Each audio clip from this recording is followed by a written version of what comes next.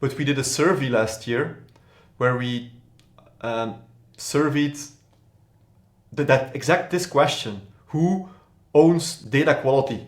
And we had close to 200 responses on that survey, and that was the main finding of the survey, is that for our prospects and clients or people we surveyed, is that it's not clear at the moment who owns data quality. That means it's not owned today. That means it falls in between the cracks, and I think that is really a problem. And so if you think about, it's now okay, or it's totally accepted and it's totally commoditized that we store data. We jumped from storing to consumption, like we rushed from after storing in Pi to building models and then doing stuff with analytics. But it was never so, and companies and clients of us, they encourage their workforce to do more with data. That's the whole digital transformation kind of evolution.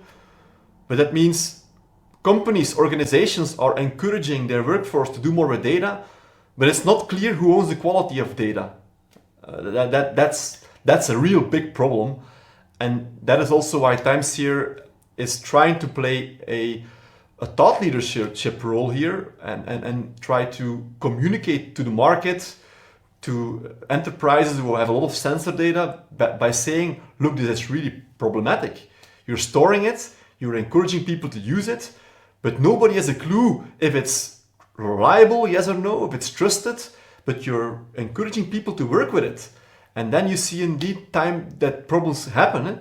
And I think there's a big problem. And if I hope something will change over the next coming years, is indeed that CIOs, CDOs of large manufacturing companies understand that data governance, data quality is not an afterthought. And too often data governance, if I see data governance happening in manufacturers, they start again with the relational data, the SAP data, the simple data.